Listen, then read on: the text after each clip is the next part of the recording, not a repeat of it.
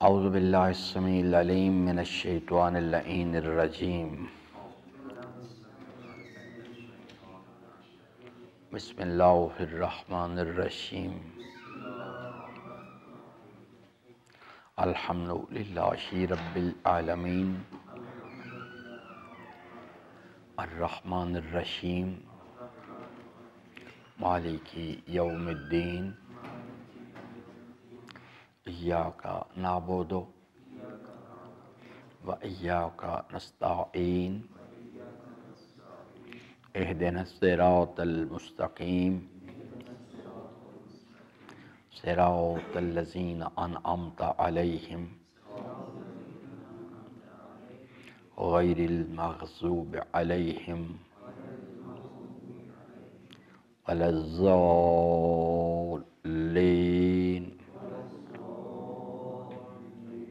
صدق اللہ مولانا العظیم صدق رسولہ الکریم وصلی اللہ علی سیدنا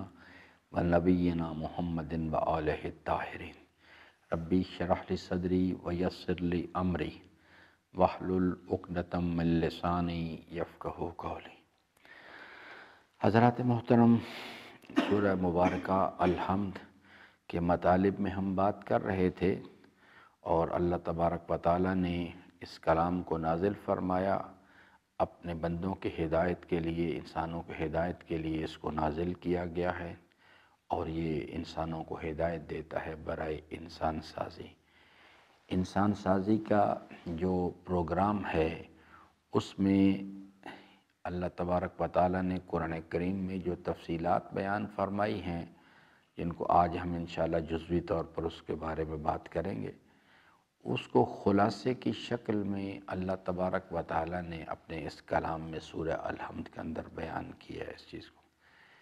3 مراحل پر مشتمل یہ انسان سازی کا پروگرام ہے۔ اگر انسان تینوں مراحل کو کامیابی کے ساتھ طے کر لے تو اس کے نتیجے میں انسان اس منزل پر جا پہنچتا ہے جسے کہا جاتا ہے وَمَا خَلَقْتُ الْجِنَّ وَالْإِنسَ إِلَّا لِيَعْبُدُونِ۔ انسان اس منزل پہ جا پہنچتا ہے۔ پہلا مرحلہ تھا کہ انسان کی شناخت کو ٹھیک کیا جائے، یعنی الحمدللہ رب العالمین، یہ وہ بنیادی نظریہ ہے جس نظریے کے بارے میں آگاہی اور اس پر یقین حاصل کرنا ہے، اور یہی تاریخ انسانیت کا سب سے بڑا المیہ ہے، جو میں آپ کی خدمت میں عرض کرتا رہتا ہوں کہ جو سب سے بڑا مسئلہ ہے وہ یہ ہے کہ انسان کا اللہ کے ساتھ رابطہ کٹ گیا۔ اللہ تعالیٰ کے ساتھ رابطے سے مراد یہی چیز ہے کہ اس نظریے کے بارے میں انسان آگاہی اور آگاہی کے بعد یقین حاصل کرے اس چیز پر۔ یہ وہ بنیادی کیونکہ اس نظریے پر یقین جو ہے،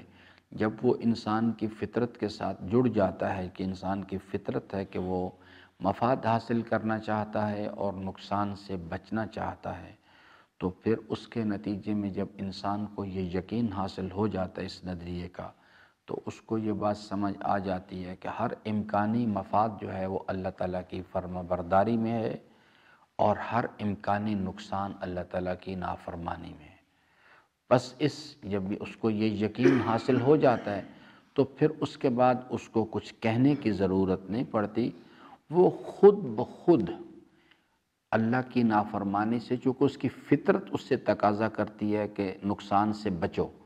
اور اس کو یہ بات سمجھ آ جاتی ہے کہ ہر امکانی نقصان اللہ تعالیٰ کی نافرمانی میں ہے، بس وہ اس سے بچنے کی کوشش کرتا ہے، اور وہ اسے جب سمجھ آ جاتی ہے کہ ہر امکانی مفاد اللہ تعالیٰ کی فرما برداری میں ہے، تو اس کے نتیجے میں وہ ان راہوں پہ چلنے کی کوشش کرتا ہے جو اللہ تبارک و تعالیٰ نے بیان فرمائی کہ ان امور کو انجام دو۔ اس شناخت کی بدولت اگلے مرحلے میں انسانی زندگی کے اندر جو چیز یعنی انسان سازی کے حوالے سے ضرورت ہے، وہ ہے کہ انسان کی تربیت کی جائے، کہ اس تربیت کے نتیجے میں وہ اس مقام تک آن پہنچے کہ ایاک نعبد و ایاک نستعین۔ وہ اس کی زندگی کا جو دستور عمل ہے وہ یہ ہو کہ المومن من کان اخذہ للہ، یعنی جو آدمی اس نظریے پر یقین رکھتا ہے اس کی شناخت اللہ تعالیٰ کے حبیب سلام اللہ علیہ نے یہ بیان فرمائی کہ جو اس نظریے پر یقین رکھتا ہے اس کو اگر وہ اپنا محاسبہ کرنا چاہے یا وہ کسی دوسرے فرد کا جائزہ لینا چاہے تو اس کا پیمانہ یہ ہے کہ کان اخذہ للہ۔ جو آدمی اس نظریے پر یقین حاصل کرنے میں کامیاب ہو جاتا ہے، شناخت کو ٹھیک کر لیتا ہے، تو پس پھر اس کا عمل زندگی کا دستور ہوتا ہے کہ اخذہ للہ، وہ ہر کام فقط اور فقط اس لیے اختیار کرتا ہے، اس کو انجام دیتا ہے کہ اللہ چاہتا ہے، اس میں للہیت آ جاتی ہے اور اللہ تبارک و تعالیٰ کے بتائے ہوئے طریق پر اسے انجام دیتا ہے، اور مطلوب بھی اس عمل کا جو ہے اس سے حاصل کیا کرنا چاہتا ہے، اللہ تعالیٰ کی رضا حاصل کرنا چاہتا ہے۔ ترکہ للہ، اسی طرح سے جس عمل کو بھی زندگی کے اندر ترک کرتا ہے کہ بھی میں نے فلاں پروگرام میں نہیں جانا، اس لیے نہیں کہ نفس کہتا ہے، اس لیے کہ اللہ تبارک و تعالیٰ اس پروگرام میں جانے سے اللہ تبارک و تعالیٰ کی ناراضگی انسان کے حصے میں آئے گی، اللہ تعالیٰ اس چیز کو ناپسند کرتا ہے، اس لیے اس چیز کو ترک کرتا ہے۔ زندگی کا کوئی بھی کام ہو کسی مرحلے پہ بھی، حبہ للہ، اس کی محبت بھی صرف اس لیے ہوتی ہے مخلوق سے کہ اللہ چاہتا ہے، وبغضہ للہ، اور اگر وہ کسی سے مخلوقات میں سے کسی سے بغض رکھتا ہے تو بھی اس لیے نہیں کہ نفس تقاضا کرتا بلکہ اللہ چاہتا ہے۔ جب انسان اس روش کو یعنی اس پہ تو یہ مراد ہے کہ ایاک نعبد، ہم تیری ہی بندگی کرتے ہیں، وایاک نستعین، اور اس مرحلے میں مومن کی علامت یہ بیان کی گئی ہے کہ اس کا بھروسہ اللہ کی قدرت پر زیادہ، اور جو امکانات اللہ نے اس کو دیے، عمل کا اختیار دیا ہے، جوانی دی ہے، تعلقات دیے، مال ہے، اقتدار ہے، وہ امکانات جو اس کو دیے گئے ہیں اس پر اس کا بھروسہ کم اور اللہ کی قدرت پر زیادہ ہوتی، اس کا ہر امید اللہ سے وابستہ ہوتی ہے، وہ دنیا کی طرف ضرور جاتا ہے، وسیلے کی طرف ضرور جاتا ہے، لیکن اس کا بھروسہ جو ہے وہ دنیا کی ہر چیز کو، تعلقات کو، مال کو، شہرت کو، اقتدار کو، اس پر بھروسہ نہیں کرتا کہ یعنی یہ میرے حاجت روا ہیں، بلکہ اس کا بھروسہ، اس کی تمام تر امید جو ہے کہ وسیلہ بھی اسی وقت کام کرے گا جس وقت اللہ چاہے گا، جس نے اس کو وسیلہ بنایا ہے۔ ایک یعنی چھوٹی سی مثال جو ہے کہ یعنی عام طور پہ انسان جو ہے نسل آدم، چاہے کوئی رنگ، نسل، زبان، علاقہ ہو، لوگ بیمار ہو جاتے ہیں، تو اب بیماری کے بعد دوا اور ڈاکٹر وسیلہ ہے۔ اب اگر ہماری امید جو ہے وہ وابستہ ہے کہ اگر یہ یہ دوا مجھے شفا دیتی ہے یا یہ ڈاکٹر جو ہے میرا تو پھر انسان جو ہے اس نے اللہ کو ترک کر کے اس ڈاکٹر کو یا دوا کو اپنا الہ بنا لیا، وہ امید وابستہ کرتا ہے، اس کا گمان ہے کہ یہ دوا مجھے فائدہ دے سکتی ہے۔ دوا ضرور فائدہ دے گی،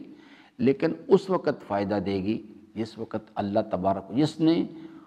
اس دوا کو وجود بخشا، اس میں وہ تاثیر رکھی ہے، لیکن وہ تاثیر اس وقت کام کرے گی جب اللہ چاہے گا پیچھے، اللہ تبارک۔ اسی طرح سے ڈاکٹر ہے، اس میں کوئی شک نہیں، ڈاکٹر کے پاس بھی جانا چاہیے، دوا بھی استعمال کرنی چاہیے، مگر ایاک نستعین، امید انسان کی جو ہے وہ اپنے اس تکلیف سے دور ہونے کے لیے اللہ تبارک و تعالیٰ کی قدرت پر بھروسہ ہونا چاہیے، نہ کہ وہ دوا جو ہے اسی وقت ہی شفا دے سکتی ہے، یا ڈاکٹر جو ہے اس وقت صحیح تشخیص دے گا، وہ صحیح بھی تشخیص دے دے، صحیح دوا میں استعمال کرنا شروع کر دوں، لیکن کیا شفا ہو؟ نہیں، شفا اس وقت ہوگی جب اللہ چاہے گا پیچھے اس چیز کو۔ یہ چیز جو ہے، میں ایک حضرت کا ارشاد گرامی بھی عرض کر دوں تاکہ بات زیادہ مزید روشن ہو جائے۔ حضرت نے اسی مسئلے کو سمجھانے کے لیے ایاک نستعین فرماتے ہیں کہ ایک آدمی کے گھر مثال حضرت امام علیہ السلام نے سمجھایا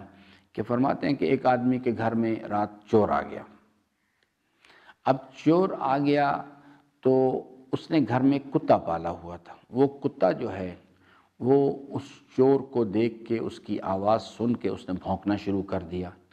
اور کتا جب بیدار ہوا اور اس نے بھونکنا شروع کیا تو اس کے آواز کو سن کے چور بھاگ گیا۔ اب اگلے دن صبح وہ شخص جو ہے اپنے ایک دوست سے ملا، اس سے اب بات کر رہا ہے۔ امام علیہ السلام نے اس کو اس مثال کے ذریعے سے سمجھایا۔ فرماتے ہیں کہ وہ شخص اپنے دوست سے کہتا ہے کہ رات میرے گھر میں یعنی چور آ گیا تھا، اور اگر یہ کتا نہ ہوتا تو میں برباد ہو جاتا۔ یعنی وہ اس مشکل سے نجات کو کا سبب کیا سمجھتا ہے؟ اللہ تبارک و تعالیٰ اس کے ذہن میں نہیں ہے۔ وہ سمجھتے ہیں کہ اس مشکل سے نجات مجھے اس کتے کی وجہ سے ملی ہے۔ فرماتے ہیں جو آدمی یہ سوچ رکھتا ہے، یہ سوچ بھی کفر ہے، اور یہ جو کلمہ اس نے زبان سے کہا کہ جی یہ بھی کلمہ بھی کفر کا کلمہ ہے۔ اس نے اس کا تمام تر امید اور بھروسہ کس سے؟ کتے سے، مخلوق سے۔ اس نے اللہ تبارک و تعالیٰ پر اس کی کوئی امید نہیں ہے۔ فرمایا کہ یہ روش جو ہے یہ کفر ہے، یہ نظریہ بھی کفر ہے، اور یہ کلام بھی کفر کیا جا رہا ہے۔ دوسرا حضرت نے فرمایا کہ ایک دوسری شکل یہ بنتی ہے کہ وہ کہیں کہ یعنی اس مشکل سے نجات دلانے میں اللہ بھی مؤثر ہے، اللہ تعالیٰ کی مہربانی بھی شامل حال تھی، اور یہ کتا بھی جو ہے یہ بھی اس کے اندر ایک مؤثر تھا اس کا ہے۔ یعنی ایک دو چیزیں انڈیپینڈنٹ ہیں، اللہ بھی ہے اور یہ جو وسیلہ ہے یہ بھی ہے۔ فرماتے ہیں کہ یہ نظریہ بھی شرک ہے، اور یہ کلام جو ہے یہ کہے کہ اللہ نے مہربانی کی، مگر اگر کتا نہ ہوتا تو میں برباد۔ یعنی کتا بھی ایکولی اس کے ساتھ، یعنی جو وسیلہ ہے وہ بھی ایکولی اس کے ساتھ افیکٹو ہے۔ فرمایا یہ نظریہ شرک کا نظریہ ہے۔ اور تیسری شکل امام نے فرمائی کہ یعنی اس نے کہا کہ یہ رات یہ واقعہ پیش ہے، کتے نے، مگر اللہ کی مہربانی سے سب کچھ ہوا۔ وہ وسیلہ بھی، وہ کتے کی بیداری اور کتے کا بھونکنا اور یہ سب کچھ، یہ تمام چیزیں، اس کے دل میں خوف پیدا ہونا، یہ سب چیزیں اللہ تعالیٰ کی مہربانی تھی، اللہ کا نظام تھا۔ اللہ نے چاہا تو یہ ہو گیا۔ اللہ تبارک و تعالیٰ نے مجھے نجات عطا فرمائی، اور یہ وسائل جو تھے وہ اللہ کی مہربانی سے میرے ساتھ معاون و مددگار ہوئے۔ فرماتے ہیں یہ نظریہ جو ہے یہ درست ہے، یہ انسان جو ہے موحد انسان ہے، اس کی ہر امید اللہ کے ساتھ وابستہ ہے۔ یہ اس مثال کو زندگی کے تمام پہلوؤں پر پھیلا دیں، سیاسیات، اقتصادیات، سماجیات، عبادات، یہ چیز، اور اس سے الحمدللہ رب العالمین کا جو شناخت ہے اس کا نتیجہ یہی ہوتا ہے، ہونا چاہیے، جسے میں نے عرض کیا کہ کان اخذہ للہ و ترکہ للہ، حبہ للہ و بغضہ للہ۔ اب اس چیز کے اندر جو یعنی اس چیز کو حاصل کرنے کے لیے کل میں نے عرض کیا تھا کہ نفس کی خواہشات کی مخالفت کی مشقیں جو ہیں ان کو تو اللہ کی آیات میں غور و فکر جو ہے، تاکہ انسان جو ہے مسلسل غور و فکر کرتا رہے، تاکہ اس کو سمجھ آ جائے کہ اس کائنات میں مؤثر حقیقی سوائے اللہ تعالیٰ کی ذات کے کوئی نہیں ہے۔ جب تک وہ یہ بات نہیں سمجھ پائے گا، وہ چیز، اس فکر انسان کے اندر جو ہے یعنی تصور الوہیت جو ہے نہیں ابھر کے آتا، لا الہ الا اللہ جو ہے وہ انسان اس کے بارے میں اللہ تعالیٰ کی آیات میں غور و فکر کرنا جو ہے یہ ایک ریگولر پروسیس ہے، مسلسل ہے، اور اس کے نتیجے میں تاکہ انسان کے فکر کے اندر پاکیزگی جو ہے نا وہ پیدا ہوتی چلی جائے۔ اب دوسری چیز جو میں نے کل عرض کی تھی کہ ایک کامن مین کے لیے کیا چیز ہے، یعنی وہ نفس کی خواہشات کی مخالفت کی مشقوں کی بحث تھی، وہ کیا کیا جائے۔ تو سب سے پہلی چیز میں نے آپ کی خدمت میں کیا عرض کی تھی کہ کیا کیا جائے۔ ایک تو یہ جو شریعت مقدس اسلام نے روزہ رکھا ہے، یہ حکم بیان کیا ہے، اس چیز کو اڈاپٹ کرے۔ سال کے 30 دن جو ہے رمضان کا مہینہ یہ اوبلیگیٹری ہے سب کے لیے، یہ کم از کم ہے، لیکن اس نفس کی خواہشات کی مخالفت کی جو مشق ہے، اس کے نتیجے میں نفس کا جو کنٹرول کا لیول ہے، اس کو مینٹین کرنے کے لیے حضرت نے نصیحت فرمائی کہ مہینے میں 3 دن روزے رکھنے چاہیے، تاکہ وہ جو یعنی جو نفس کو کنٹرول کرنے کا جو ملکہ پیدا ہو رہا ہے وہ مینٹین رکھا جا سکے اور اسے مزید امپروو کیا جائے اس چیز کو۔ تو ایک تو یہ ایکسرسائز ہے جو کہ یعنی انسان کو عملی طور پہ اختیار کرنی چاہیے، اور اس کے لیے جو ضرورت ہے وہ ابتدائی مرحلے میں ضرورت ہے کہ انسان کسی مربی کے پاس بیٹھے، اس کے ساتھ رابطہ رکھے، جسے یہ اہل سنت ہمارے ہاں پیر کہتے ہیں اس چیز کو۔ یہاں پر بھی ہمارے جو مجتہدین کے ساتھ رابطہ ہے یہ ولایت علمی و فقہی کے حوالے سے ہے، وہ تربیت کے حوالے سے وہ کچھ نہیں کرتے۔ وہ چیز جو ہے یہ جو مروجہ نظام اس وقت چل رہا ہے، اس چیز کے لیے ضرورت ہے کہ ایک آدمی کے ساتھ انسان خود رابطہ کرے اور اس کے ساتھ جو ان باتوں کو سمجھتا ہو، تاکہ وہ اس وقت تک اس کے زیر نگرانی رہے، اس کے یعنی جب تک انسان اپنے اندر استقلال پیدا نہیں کر لیتا اس چیز کے لیے۔ وہ خود ہی بتا دے گا آپ کو کب آپ کو ضرورت نہیں، آپ جائیں اپنا کام کریں، جا کے آگے کام کریں، کیونکہ آگے یہ چین سسٹم ہے۔ جو آدمی اس مسئلے پھر اس کو بتاتے ہیں کہ اب آپ آگے جائیں، لوگوں کو سمجھائیں جا کے۔ یہ ہمارے مدارس کے اندر جو یعنی اللہ تعالیٰ نے جو فرمایا نا کہ آپ میں سے کچھ لوگ ہونے چاہیے وہ جائیں اور جا کے علم حاصل کریں اور تفقہ فی الدین پیدا کریں اور سب کچھ کریں اور واپس آئیں اور آ کے اپنی یہی چیز ہے، وہ آئیں اور واپس آ کے۔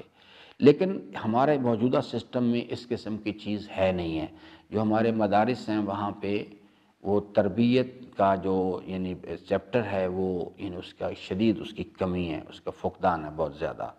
اس کی بہت ساری اصلاح کی ضرورت ہے، یعنی ہمارا فی الحال موضوع نہیں وہ چیز۔ تو ایک تو وہ یعنی انسان نے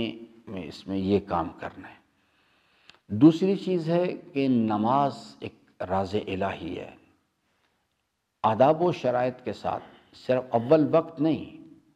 اول وقت ہو مگر عادت ہو تو وہ نماز نقصان پہنچاتی ہے۔ معرفت والی نماز پڑھنی،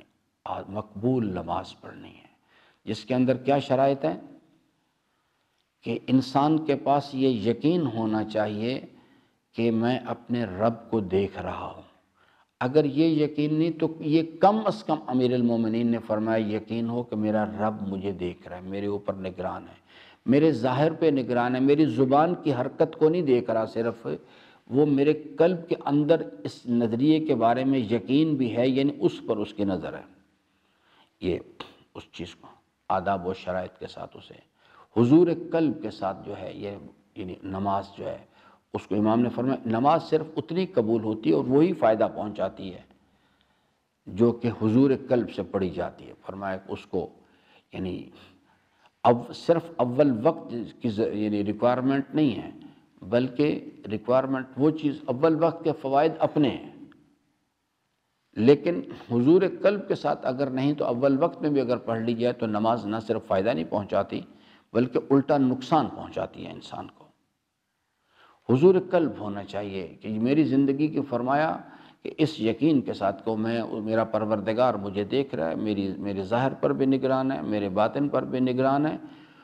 اور چونکہ مہلت ختم ہوتی چلی جا رہی ہے، جو میں نے آپ کو تقدیر کے مسئلے میں عرض کیا تھا، تو مہلت چونکہ ختم ہوتی ہمیں پتہ نہیں ہے کہ مہلت یعنی کم ہوتی چلی جا رہی ہے، لیکن کب ختم ہو جائے گی اس کا انسان کے پاس علم نہیں۔ اس لیے فرمایا کہ ہر نماز کو یہ سمجھ کے پڑھو کہ زندگی کی آخری نماز ہے، توبہ کا آخری موقع ہے، اس کو اس طرح سے پڑھو۔ جب اس شعور کے ساتھ انسان نماز پڑھتا ہے تو پھر وہ نماز جو ہے وہ اس مسئلے میں وہ جو چونکہ اللہ تعالیٰ نے کیا ارشاد فرمایا اقیموا الصلاۃ لذکر ان الصلاۃ تنہی عن الفحشاء والمنکر۔ یہ جو فحشاء و منکرات سے یہ نجات ہے یہ بنیادی طور پہ انسان کے اندر تقویٰ کی صلاحیت کا بائی پروڈکٹ ہے، یہ وہ چیز جو ہے کہ انسان کو اس سے یعنی تو گریز کرنے کی صلاحیت انسان میں پیدا ہوتی چلی جاتی ہے۔ یہ چیز میں نے آپ کی تیسری چیز میں نے آپ کی خدمت میں عرض کی تھی کہ اعتکاف جو ہے،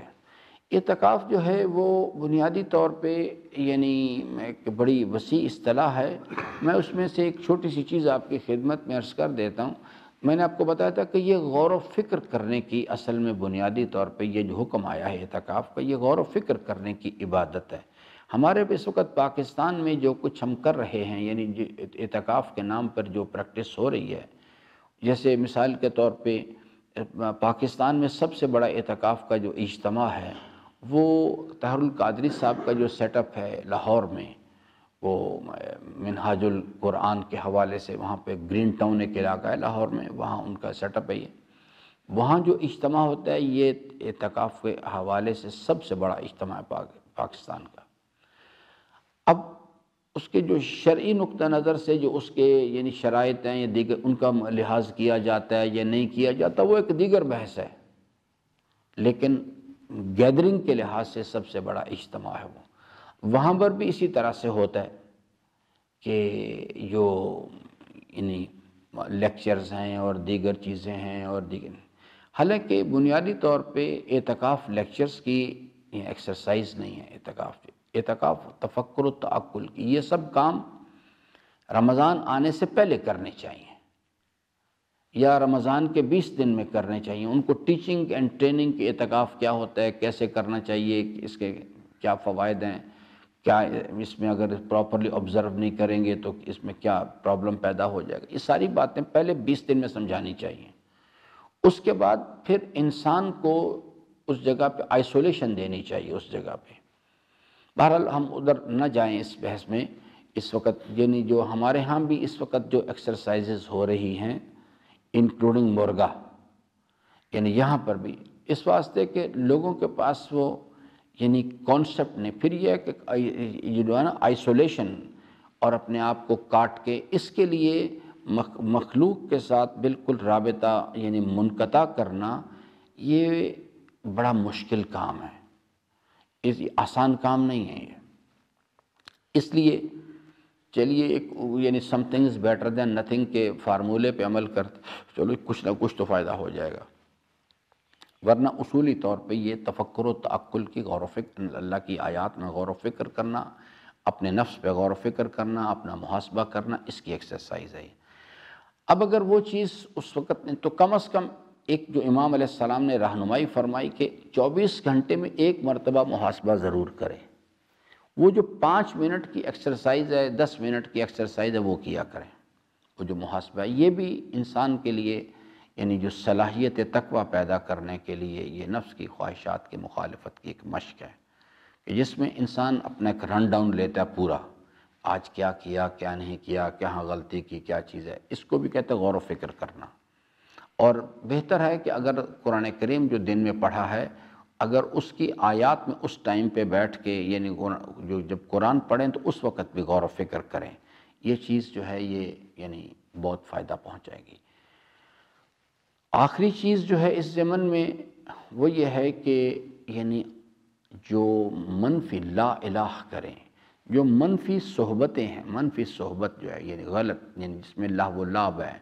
اللہ کے دشمن ہیں اللہ اس سے گریز کریں۔ وہ چیز جو ہے وہ انسان کے لیے ضرر رساں اس ایکسرسائز میں، وہ ہو سکتا ہے کہ چند منٹ کی ایک صحبت، ایک محفل میں شرکت جو ہے وہ انسان کی پوری زندگی کی جو محنت ہے اس کو ضائع کر کے رکھ دے۔ تو اس سے سختی کے ساتھ پرہیز کیا جائے، کیونکہ اس ایکسرسائز میں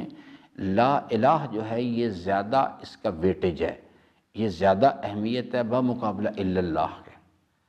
اور ساتھ اللہ کے نیک بندوں کی صحبت جو ہے وہ یعنی جیسے اجتماعی دعاؤں کے پروگرام ہیں، کوئی اللہ کے نیک بندے ہیں، ان کو یعنی جو ہے ان کی صحبت میں بیٹھنا، ان سے بات چیت کرنا، ان سے رہنمائی، یہ چیز بھی ساتھ ساتھ زندگی کے معمولات میں شامل ہو جائے تو پھر انشاءاللہ العزیز یہ سفر جو ہے یہ آگے کی طرف، وہ جو پھر آگے کی منازل ہیں وہ بات کی بات ہے، پہلا یہ مرحلہ جو ہے اس کو طے کیا جائے اس چیز کے لیے، اس مناسبت سے، تو پھر وہ چیز جو ہے وہ صورتحال جو ہے وہ، اور اس میں اس کے جو عملی مصادیق ہیں وہ بھی عرض کر دوں کہ لا الہ کے حوالے سے غلط صحبت میں آج کل سب سے خطرناک جو غلط صحبت ہے وہ یہ موبائل کا غلط استعمال ہے، موبائل کا، ٹیلی ویژن کا اور لیپ ٹاپ کا غلط استعمال جو ہے یہ سب سے خطرناک غلط صحبت ہے اس چیز کو، اس سے، اور پھر اس کے بعد خاندان ہے اور قبیلہ ہے اور محلہ ہے اور دوست کا انتخاب ہے، یہ آپ نے کس اچھے آدمی کی صحبت میں بیٹھنا ہے، اس کا معیار کی شناخت ہے، یہ پھر ایک لمبی تفصیلات ہیں جو آپ باصلاحیت اور علماء کرام سے کی طرف رجوع کریں۔ بالخصوص میری درخواست ہے کہ یہ رہبر معظم کے جو مختلف لیکچرز ہیں یا ان کے جو اس وقت اب تو انسان ان تک رسائی حاصل کر سکتا ہے، تو ان کے روزانہ ہی کوئی نہ کوئی میسیج آتا ہے، کوئی پروگرام، ان کی کوئی تقریر جو ہے، تو وہ چیز جو ہے وہ ان کی ویب سائٹ پر بھی اویلیبل ہیں، ہوتی ہیں، پریس ٹی وی میں اویلیبل، ان کی طرف رجوع کریں۔ اسی طرح سے جو آیت اللہ حسن زادہ عاملی ہیں،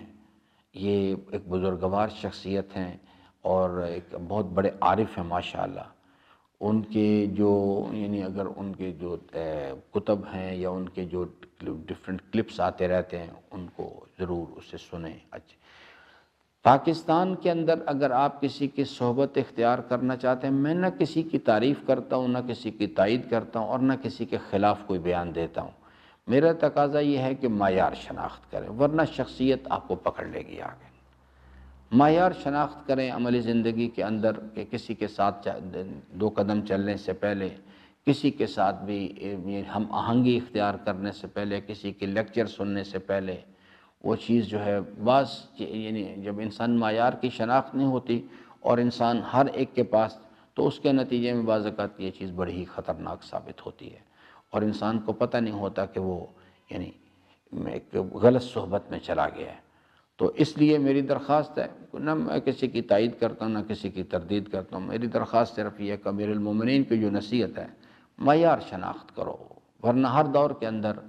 یہ جو پرسنالٹیز ہیں، ان کے بڑے بڑے قداور بت موجود ہوتے، جیسے اس جوان کو امیر المومنین نے کہا کہ آپ کو شخصیات کو معیار نہیں بنانا چاہیے تھا، آپ کو چاہیے تھا معیار حق شناخت کرتے۔ تو یہ چیز اگر ہم کریں گے تو اسی دنیا میں رہیں گے، سب کچھ یہ کریں گے اس چیز کے لیے، اور وہ جو یعنی آگے تقویٰ کا سفر ہے لعلکم تتقون، وہ بھی انشاءاللہ جاری رہے گا۔ باقی انشاءاللہ اس کے جو فوائد ہیں اور اس کے جس میں جو خطرات ہیں اس پر کل انشاءاللہ بات کریں گے۔ اللہ تعالیٰ سے امیدوار ہوں کہ اللہ تبارک و تعالیٰ ہم سب کو قرآن کریم کو پڑھنے، سمجھنے اور اس کے فرامین پر عمل پیرا ہونے کی توفیق عطا فرمائے۔